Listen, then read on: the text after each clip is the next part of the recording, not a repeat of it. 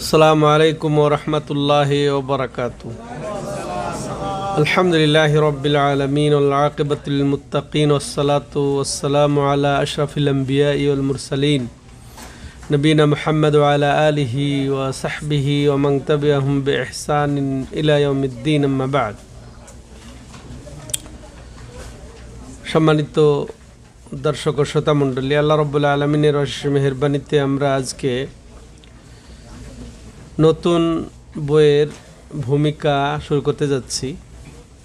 যে ইতিপূর্বে আমরা শাইখুল ইসলাম মোহাম্মদ ইবনে আব্দুল ওয়াহাব রাহিমাহুল্লাহর প্রসিদ্ধ কিতাব সালাসাতুল উসুল বইটি শেষ করে আমরা আরেকটি নতুন বই শুরু করতে যাচ্ছি। একই লেখকের সেই আরও গুরুত্বপূর্ণ কিতাব, আরও প্রসিদ্ধ কিতাব কিতাবুত তাওহীদ, যেটা আলোড়ন সৃষ্টিকারী সারা বিশ্বে, তাওহীদের বিপ্লব সৃষ্টিকারী। তিনিও ছিলেন একজন বিপ্লবী সংস্কারক। তো তার কিতাব শুরুর আগে আমরা এই কিতাবের এবং লেখকের সম্পর্কে দুটি কথা বলে এ পর্বে শেষ করব এবং আগামী সপ্তাহ থেকে আমরা প্রথম অধ্যায় দিয়ে শুরু করব ইনশাআল্লাহ।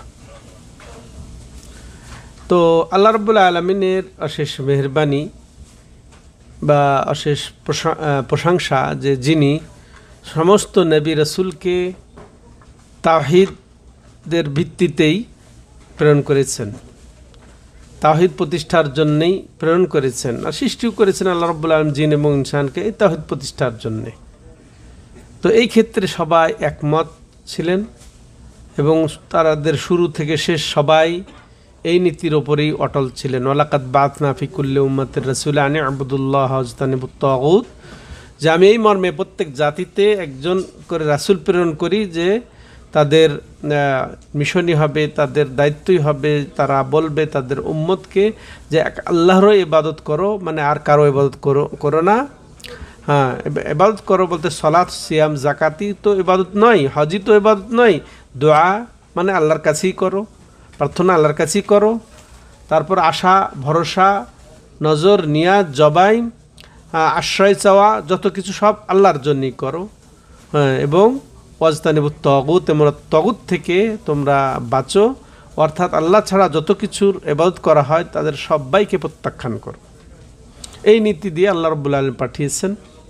সম্মানিত দর্শক ও শ্রোতা মণ্ডলী, আমাদের সামনে এখন যে কিতাব, সেই কিতাব হচ্ছে কিতাবুত তাওহীদ হুয়া আল্লাযী হুয়া হাক্কুল্লাহি আলাল আবিদ।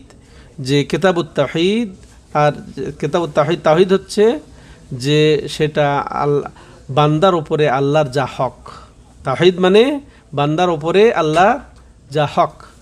তো এই বইটা এইভাবে তিনি নাম রেখেছেন। তো এই বইয়ের সম্পর্কে বলার আগে বইয়ের লেখক সম্পর্কে আমরা দুটি কথা শুনব। তো বইয়ের লেখক সম্পর্কে কিন্তু অনেক ভুল ধারণা আছে, অনেক অপপ্রচার আছে।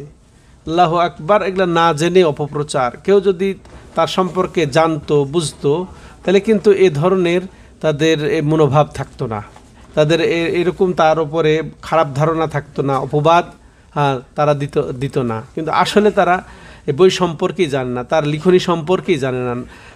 তারা যদি পড়তো, গবেষণা করতো তাদের বইগুলা, যে কোনো একটা বই, তাতেই তার মাশাআল্লাহ যে তিনি যে একজন ইমাম ছিলেন, তিনি আহলে সুন্নাত ওয়াল জামাতের মাশাআল্লাহ প্রখ্যাত প্রসিদ্ধ ইমাম শাইখুল ইসলাম তিনি ছিলেন।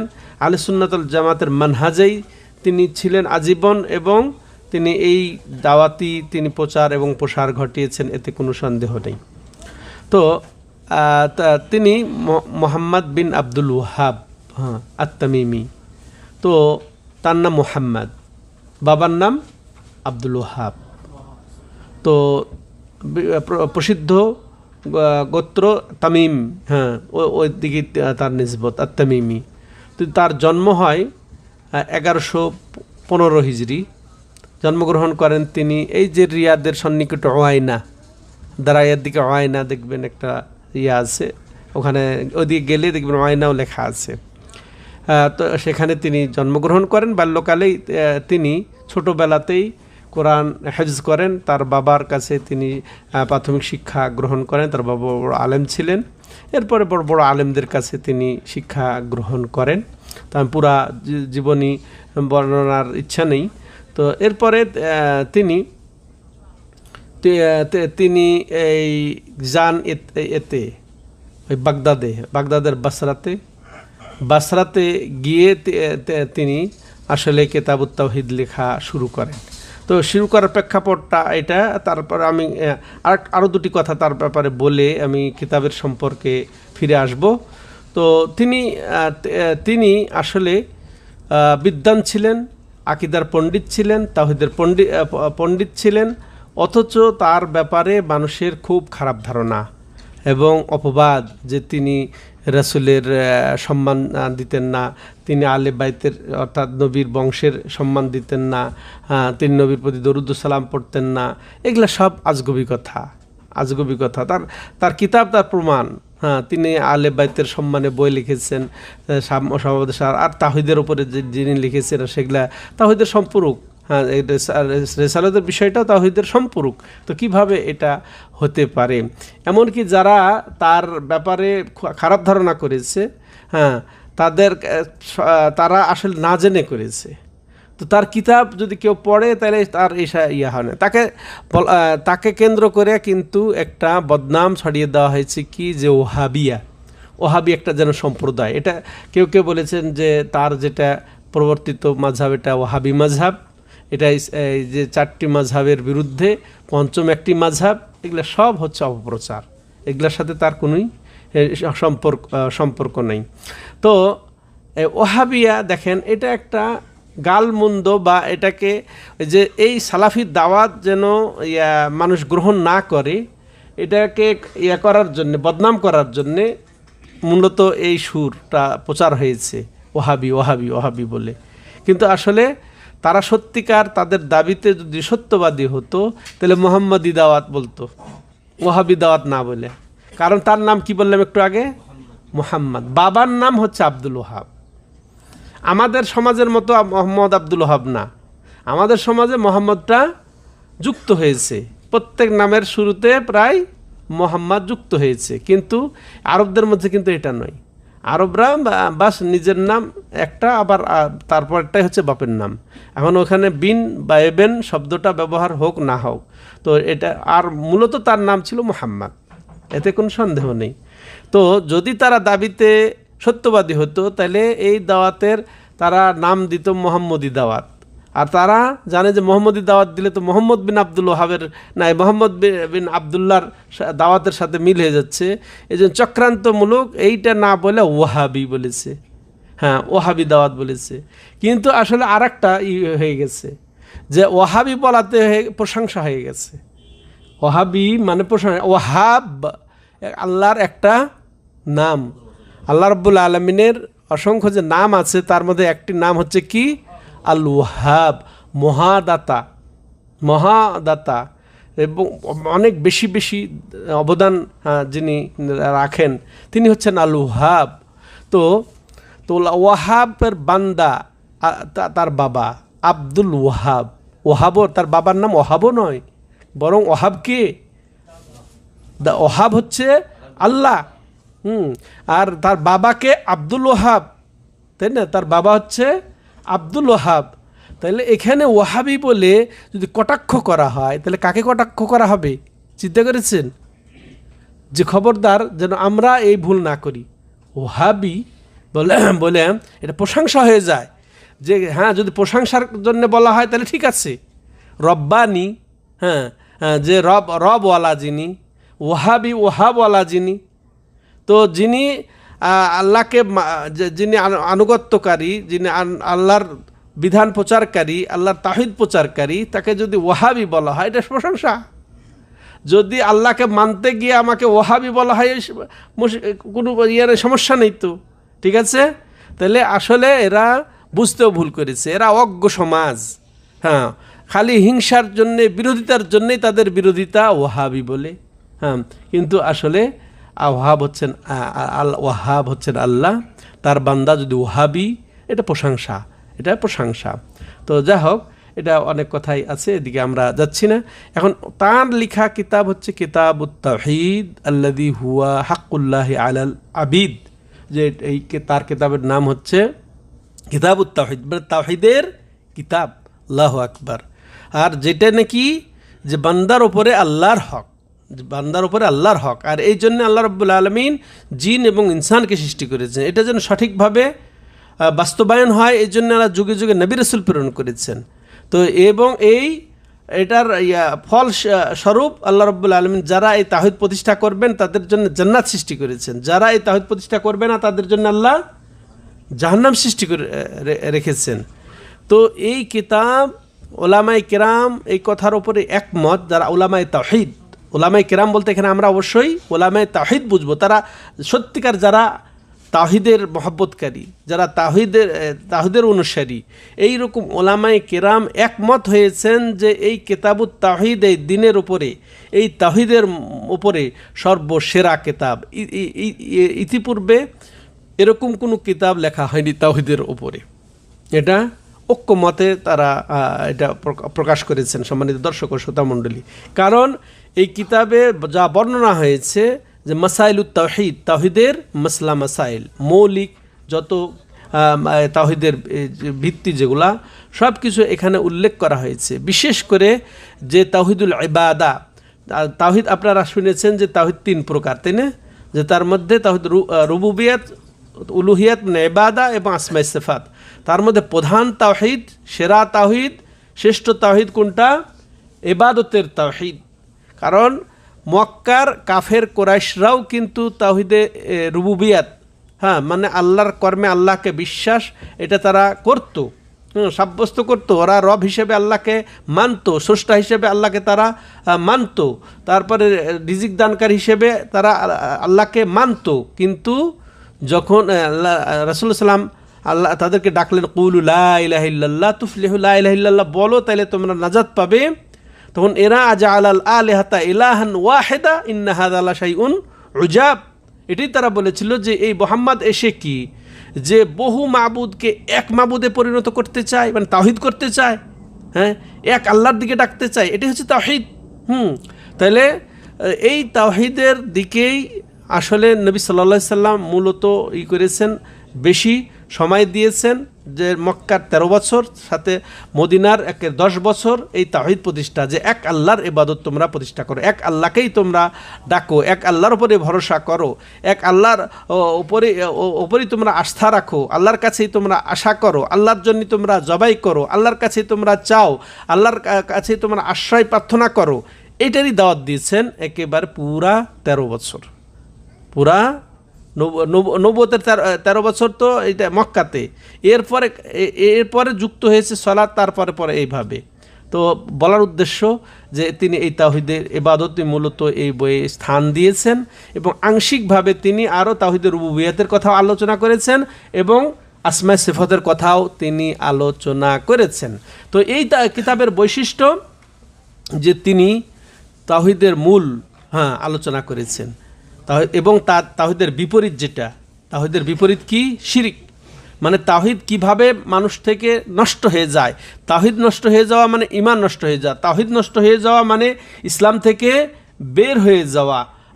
তাহলে এই তাওহীদ এবং তাওহীদের যেটা বিপরীত শিরিক, যে শিরকের ফলে, যে কুফরির ফলে মানুষ ইসলাম থেকে, ঈমান থেকে বের হয়ে যায়, অর্থাৎ তাওহীদ শূন্য হয়ে গেলে, তারও তিনি বর্ণনা দিয়েছেন। এমন অনুরূপভাবে তাওহীদের পরিপূর্ণ পরিপন্থী না হলেও তাওহীদের ঘাটতি এসে যায়, তাওহীদের কমতি এসে যায়, এরকম কিছু তিনি বর্ণনা দিয়েছেন। এবং তার সাথে তাহলে বড় শিরক, তাহলে কমতি হয় কিসে? ছোট শিরকের মাধ্যমে। তিনি বড় শিরকেরও বর্ণনা দিয়েছেন, ছোট শিরকের বর্ণনা দিয়েছেন। এটাও আমরা মাশাআল্লাহ পড়ব আস্তে আস্তে। তাহলে এই তাওহীদের এলেম ছাড়া আমাদের কোনো মুসলমানদের ঈমান থাকবে না। এই তাওহীদের ইলম ছাড়া, তাওহীদ সম্পর্কে জানা ছাড়া, আল্লাহ রাব্বুল আলামিন কি বলেছেন তার হাবিবকে? ফাআলাম আন্নাহু লা ইলাহা ইল্লাল্লাহ, হে রাসূল আপনি শিখুন, আপনি জানুন, ইলম অর্জন করুন কিসের? লা ইলাহা ইল্লাল্লাহ, যে আল্লাহ ছাড়া সত্য মাবুদ নেই। তো তাওহীদের ইলম অর্জন করার জন্য আল্লাহ রাব্বুল আলামিন তার প্রিয় হাবিবকে নির্দেশ দিয়েছেন। তাহলে কত গুরুত্ব এমনি এমনি বোঝা যাচ্ছে। তো লেখক রাহিমাহুল্লাহ তার কিতাবে তাওহীদের পরিচয় তুলে ধরেছেন, তাওহীদের ফজিলত তুলে ধরেছেন, এবং তাওহীদ ফজিলতকারীর ফজিলত কি সেটাও তুলে ধরেছেন, তাওহীদের পথে দাওয়াতের নীতিও তুলে ধরেছেন এবং গুরুত্ব তুলে ধরেছেন, এবং তাওহীদের বিপরীত শিরকের ব্যাপারেও তিনি ভয় দেখিয়েছেন, সতর্ক করেছেন।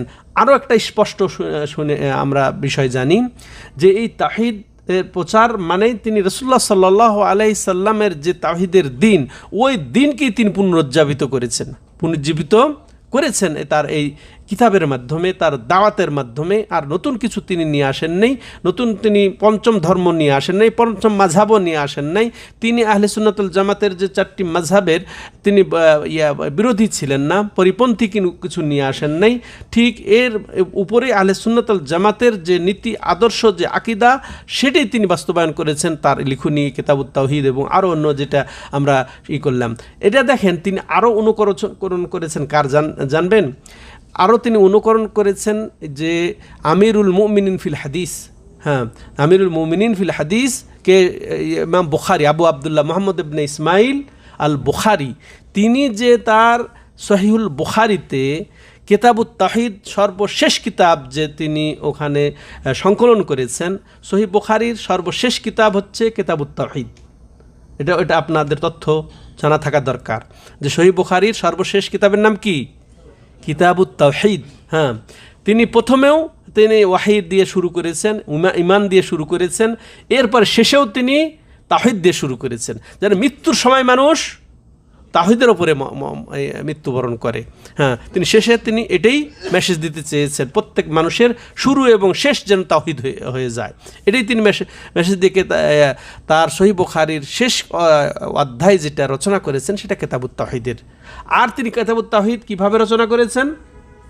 ঠিক কিতাবুত তাওহীদের তিনি তার নীতি ছিল, তার আদর্শ ছিল, বা তার মানহাজ ছিল এই সহিহ বুখারীর কিতাবুত তাওহীদের সংযুক্ত করার এই পিছনে তিনি যেভাবে সাজিয়েছেন, যেভাবে বুনেছেন, সেটা হচ্ছে কি, তিনি কোন আয়াত যুক্ত করেছেন পরিচ্ছেদে, কোন আয়াত দিয়ে তিনি পরিচ্ছদ রচনা করেছেন, কে? ইমাম বুখারী রাহমাতুল্লাহ আলাইহি, বা হাদিস দিয়ে। ঠিক অনুরূপ নীতি অবলম্বন করেছেন আমাদের আলোচ্য লেখক মুহাম্মদ বিন আব্দুল ওয়াহাব তার এই কিতাবুত তাওহীদে।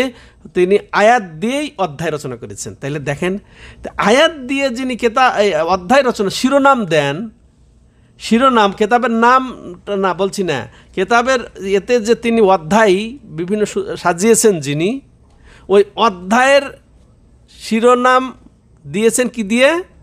আয়াত দিয়ে, কোরআন দিয়ে, বা কোন হাদিস দিয়ে। তিনি নিয়েছেন কোত্থেকে? ইমাম বুখারী রাহমাতুল্লাহ আলাইহিকে তিনি ফলো করেছেন এই ক্ষেত্রে, ওই নীতি তিনি অবলম্বন করেছেন, বা হাদিসের কোনো অংশ দিয়ে। তো ঠিক এইভাবে তিনি এরপরে দেখেন ইমাম বুখারী রাহমাতুল্লাহ আলাইহি যেমন আয়াত এনেছেন, এবং বাকি সেগুলো হচ্ছে তার তাফসির, ওই আয়াতের বা ওই বিষয়ের ওই শিরোনামের ব্যাখ্যা। ওই ব্যাখ্যাতে কী নিয়ে এসেছেন? আরও আয়াত নিয়ে এসেছেন, না হলে আরও হাদিস নিয়ে এসেছেন, এবং সাহাবাদের উক্তি নিয়ে এসেছেন, কখনো কখনো তাবেঈনদেরও উক্তি নিয়ে এসেছেন। ঠিক এই নীতি অবলম্বন করে মুহাম্মদ বিন আব্দুল ওয়াহাব রাহিমাহুল্লাহ তার কিতাব সাজিয়েছেন সুন্দর করে। হ্যাঁ, তার কীভাবে সাজিয়েছেন?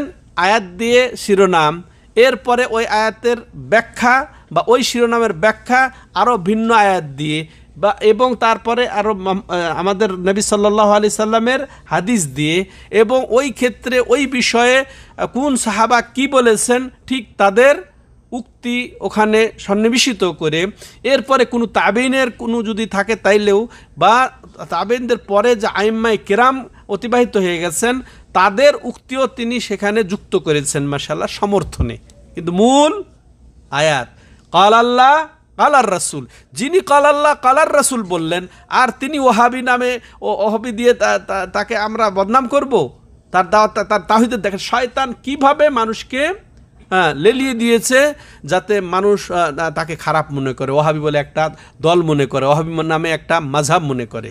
এই জন্য ওয়াহাবি বলে বদনাম এটা রচনা করা হয়, কিন্তু আসলে এগুলার মধ্যে কোনো ভিত্তি নেই। তো বলছি কি, তিনি ক্বালা আল্লাহ ক্বালা রাসূল বলেছেন। অনেক ইমামের কথাই এরকম এসেছে যে যারা তার এই দাওয়াতের বদনাম করার কারণে তাকে মানুষকে সতর্ক করেছে যে তার কথা শোনো না, তার বই পড়ো না। তো কিন্তু তারা আসলে নিজেই তার বই পড়ে নাই। কিন্তু এরকম অনেক ইমাম বড় আলেমের কথা শোনা গেছে যারা তাকে পছন্দ করতো না, তো যে বদনাম করতো, তাকে দেওয়া হয়েছে একটা কিতাব, কিন্তু মলাটবিহীন কভারবিহীন তাকে দিয়ে দেওয়া হয়েছে। এরপরে তিনি পড়েছেন। এরপরে তার দৃষ্টি আকর্ষণ যখন করা হয়েছে যে কিতাবটার কি দেখলেন, কেমন দেখলেন, এখানে আল্লাহর কালাম এবং রাসূলের হাদিস ছাড়া তো আর কিছু নেই।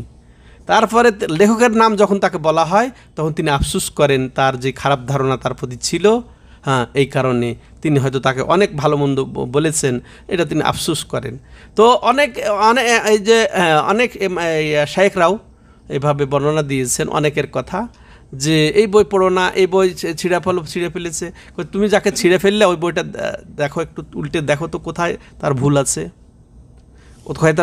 তো খুলে পড়তে শেষ করে দিয়েছে একটা ভুল, তার ভুল আকীদা বা ভুল কোনো মাসলা সেটা আর বের করতে পারে নাই, এভাবেই শেষ হয়ে গেছে। তো তিনি কি করেন যে তিনি রাসূল সাল্লাল্লাহু আলাইহি ওয়াসাল্লামের প্রতি দরুদ পড়েন না, এটাও বলতে কোথায় কোন দলিলে আছে, কোন তার লিখনীতে আছে, বা তিনি যে তার প্রতি দরুদ পড়েন নাই কিভাবে আসলে, অথচ তার সব রাসূল সাল্লামের যে মহাব্বত, এগুলা তার ঈমান, এগুলা সব তার বইয়ের লিখনীতে স্পষ্ট করে দেওয়া আছে। সম্মানিত দর্শক ও শ্রোতা মণ্ডলী, তো আজকে আমরা মাশাআল্লাহ এমন এক কিতাব উদ্বোধন করতে চাচ্ছি, সেটা হচ্ছে শাইখুল ইসলাম মুহাম্মদ বিন আব্দুল ওয়াহাব রাহিমাহুল্লাহ রচিত সবচেয়ে প্রসিদ্ধ কিতাবুত তাওহীদ আল্লাযী হুয়া হাক্কুল্লাহি আলাল আবিদ, যে কিতাবুত তাওহীদ যেটা সেই বান্দার উপরে আল্লাহর কি হক, সেই বই। তো এই লেখক রাহিমাহুল্লাহ মৃত্যুবরণ করেন সেই দেরিয়াতে 1206 হিজরিতে দাঁড়িয়েতে ইন্তেকাল করেন। কিন্তু এখন আমি লাস্টে আর একটা কথা বলে শেষ করব, এরপরে আপনাদের কোনো প্রশ্ন থাকলে প্রশ্ন উত্তর দিয়ে আজকের আলোচনা শেষ করা হবে। তো তিনি বই রচনা করেন তিনি যখন এই নাজদ ভূখণ্ড থেকে ওয়াইনা থেকে এতে গেছিলেন বাগদাদের বাসরাতে। তো বাসরাতে তিনি প্রথমে এই বইটা জমা করা শুরু করেন। ইরাকের বাসরাতে তিনি সর্বপ্রথম এই বইটি একত্রিত করেন, যে মাসালে তাওহীদের যেগুলা মৌলিক নীতিমালা আদর্শ যে তারতিব, তো এটা তিনি প্রথমে সেখানে সাজান। এরপরে ওখান থেকে যখন আবার এই যে দারিয়া বা এই নাজদ ভূখণ্ডে আসেন, তখন তিনি এটা লিপিবদ্ধ করেন, কিতাব আকারে লিপিবদ্ধ করেন। কিন্তু কোন প্রেক্ষাপটে তিনি এই বইটি জমা শুরু করেন জানবেন? তো দেখছেন যে এই এলাকাতে বা ইরাক বাগদাদে যে শিরকের ছড়াছড়ি, তাওহীদের যে আসল মর্ম সেটা অনুপস্থিত, সে বড় বড় শিরক অনেক মানুষ পতিত হয়ে আছে। তারা কবর কেন্দ্রিক, মাজার কেন্দ্রিক, দরগা কেন্দ্রিক বহু শিরক করছে। এই অবস্থা দেখে তার অন্তরে রেখাপাত হলো যে তাদেরকে অবশ্যই তাওহীদের দিশা দেওয়া দরকার। এই তাওহীদের দাওয়াত দেওয়ার জন্যেই তিনি এই তাওহীদের উপরে সবচেয়ে প্রসিদ্ধ গ্রন্থ লেখা শুরু করেন। তিনি যেভাবে সুন্দর সেটিং, তার শ্রেণীবিন্যাস, অধ্যায় রচনা করা যেভাবে তিনি করেছেন, সেটা আর ইতিপূর্বে কেউ করেন নাই তার এই লিখনির উপরে। এই বইয়ের গুরুত্বের কারণেই দেখা গেছে এই বইয়ের অনেক ডজনের অধিক ব্যাখ্যা গ্রন্থ আছে, বিশ্লেষণ। তার মধ্যে প্রথমেই তাঁরই নাতি সুলাইমান বিন আবদুল্লাহ, তিনি ফাথুল হামিদ নামে ব্যাখ্যা গ্রন্থ করেন। আবার তার আরেক নাতি যিনি আব্দুর রহমান বিন হাসান ফাথুল মাজিদ নামে একটা ব্যাখ্যা গ্রন্থ করেন। এরপরে আরও অনেক শায়েখ মাশায়েখ যেমন আমাদের ইতিপূর্বে মারা গেছেন শেখ মোহাম্মদ বিন সালেহ আল উসাইমিন রাহিমাহুল্লাহ, উনি আল কাউলুল মুফিদ নামে এই কিতাবুত তাওহীদের সারা 3 ভলিউমে, ওনারা এক ভলিউম মোটা এক ভলিউমে করেছেন, আর ইনি 3 ভলিউমে এই কিতাবের সারা করেছেন। তেমন শেখ সোয়ালে ফৌজান হাফিজাহুল্লাহ, ইনি এই বইয়ের সারা লিখেছেন ইয়ানাতুল মুস্তাফিদ নামে 2 ভলিউমে। আরও তিনি সংক্ষিপ্ত আকারেও এটা বের করেছেন। তেমনি যে ইতিপূর্বের সাবেক ধর্মমন্ত্রী শেখ সোয়ালে আব্দুল আজিজ আল শেখ হাফিজাহুল্লাহ, তিনি কয়েকটা তিনি সারা গ্রন্থ বের করেছেন। তার মধ্যে গায়াতুল মুরিদ ফি শারহি কিতাবুত তাওহীদ, এটা বঙ্গানুবাদ হয়েছে, দেখেছেন দারুস সালাম থেকে বের হয়েছে। যারা নেবেন ওটা যদি নিয়ে আপনারা এখানে উপস্থিত হতে পারেন তাহলে উপকৃত হবেন। তো এটা দারুস সালাম পাওয়া যায়। অনুরূপভাবে আত-তামহিদও নামেও আর একটা তার সারা বের হয়েছে। তো এরকম অনেকেই এই কিতাবুত তাওহীদের সারা লিখেছেন। তো যাই হোক, এটার গুরুত্ব বা এর মূল্যায়ন, এর মর্যাদা বহি প্রকাশ হয়। তো আল্লাহ রাব্বুল আলামিনের কাছে আমরা তৌফিক কামনা করে আল্লাহর কাছে আমরা এটার কবুলের শরাফ বা কবুলের মর্যাদা আশা করব, যে আল্লাহ রাব্বুল আলামিন যেন এই তাওহীদের পূর্ণ ইলম আমাদেরকে দান করেন। আর এটা অবহেলা করার কিছু নেই, সুযোগ নেই যে আমরা এখানে আসব, এটা শুধু আসা যাওয়া যেন না হয়, বরং এই তাওহীদের ক্লাস থেকে আমরা উপকৃত হব পূর্ণ মাত্রায়। কিভাবে উপকৃত হব? আমরা আসলে সরাসরি এসে শেখাটার গুরুত্ব অপরিসীম।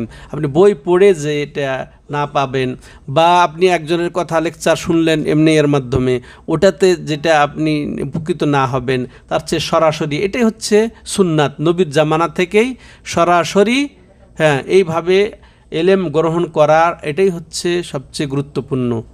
অতএব আপনারা উপস্থিত হন। তো আপনাদের মনোযোগ আকর্ষণ করব যে আপনারা প্রথম থেকে আগামী সপ্তাহ থেকে যে আমরা শুরু করব, প্রতিটা ক্লাসে উপস্থিত হওয়ার চেষ্টা করবেন, আর বই সংগ্রহ করার চেষ্টা করবেন। দেখি আমি বাংলা যদি সংক্ষিপ্ত যেটা টেক্সট সেটা যদি বাংলা পাওয়া যায় ওটা আপনাদেরকে দেওয়ার চেষ্টা করব। না হলে আপনার দারুস সালাম থেকে যদি কিনতে পারেন, ওটা বইটা হয়তো 20 রিয়াল হয়তো নিতে পারে, বা এই যে এটা বাইন্ড আকারে, খুব সুন্দর কভার এবং পৃষ্ঠা, সেই হিসেবে ওটার মূল্য বেশি। তো আপনার পারলে ওটা নিয়ে নেবেন, কাউকে দায়িত্ব দিয়ে। ওই যে আল রাজি মসজিদের বিপরীতে ওই যে এক্সিট 15, ওখানে ওই দারুস সালামের ব্রাঞ্চ আছে, ওখানে গিয়ে পাওয়া যেতে পারে বইটা। আল্লাহ আলাম শেষ হয়ে গেছে কিনা আমি পুরা বলতে পারবো না, কিন্তু ওখানে পাওয়ার কথা, যেহেতু দারুস সালাম থেকে এটা ছেপেছে, দারুস সালাম ইন্টারন্যাশনাল থেকে। তো যাই হোক, এই বইয়ে মূলত আমরা কি পাচ্ছি? কোরআনের আয়াত পাচ্ছি, রাসূলের হাদিস পাচ্ছি, এবং এই সাহাবাদের উক্তি এই আয়াত এবং হাদিসের ব্যাখ্যাতে মাফহুম মর্ম এটাকে আরও স্পষ্ট করার জন্যে তাদের যা আছে ব্যাখ্যা আছে সেগুলাই পাবো। এরপরে লেখক রাহিমাহুল্লাহ পরিশেষে এই আয়াত থেকে কী বুঝলাম, এই আয়াত থেকে কী বুঝলাম, এই হাদিস থেকে কী বুঝলাম, তার মাসলা শিক্ষা দিয়ে তিনি সাজিয়েছেন বইটা। খুব চমৎকার, উপকৃত, এলেমে ভরা। সত্যিকার সৌভাগ্যবান সেই যে এই বইটা নিজে পড়বে এবং যথাযথ পড়বে এবং এর থেকে উপকৃত হবে। এটা এই কথা বলেই আমরা শেষ করছি। ইনশাআল্লাহ আগামী সপ্তাহ থেকে আমরা নিয়মিত ধারাবাহিকভাবে একটা করে, তবে আমরা সংক্ষেপে অগ্রসর হব। আমরা এক দিনে হয়তো একাধিক অধ্যায় পরিচ্ছেদ শেষ করব ইনশাআল্লাহ। এই আশাবাদ ব্যক্ত করে আল্লাহর কাছে তৌফিক কামনা করে এর গ্রহণযোগ্যতা, এর সফলতা আমাদের দার্সকে যেন আল্লাহ রাব্বুল আলামিন কবুল করেন এবং দুনিয়া আখিরাতে যেন আমাদের কল্যাণ দান করেন। আল্লাহ আমাদের সার্বিকভাবে ক্ষমা করে দেন। আল্লাহ আমাদেরকে সুস্বাস্থ্য দান করেন। আল্লাহ আমাদেরকে এই কিতাবটিও, যেমন আমরা 3টি মূলনীতি তার প্রমাণ বইটি শেষ করলাম, এটাও শেষ করার জন্য পূর্ণ মাত্রায় যথাযথভাবে উত্তমভাবে শেষ করার তৌফিক দান করেন, এবং যা আল্লাহ রাব্বুল আলামিন আমরা বলবো তা যেন ধারণ করার চেষ্টা করি। আল্লাহ রাব্বুল আলামিন তৌফিক দাতা। হাযা হুয়া সাল্লাল্লাহু আলা নবিনা মুহাম্মদ ওয়া আলা আলিহি ওয়া সাহবিহি আজমাইন। সুবহানাকাল্লাহুম্মা বিহামদিকা আশহাদু আল্লা ইলাহা ইল্লা আনতা আস্তাগফিরুকা ওয়া আতুবু ইলাইক।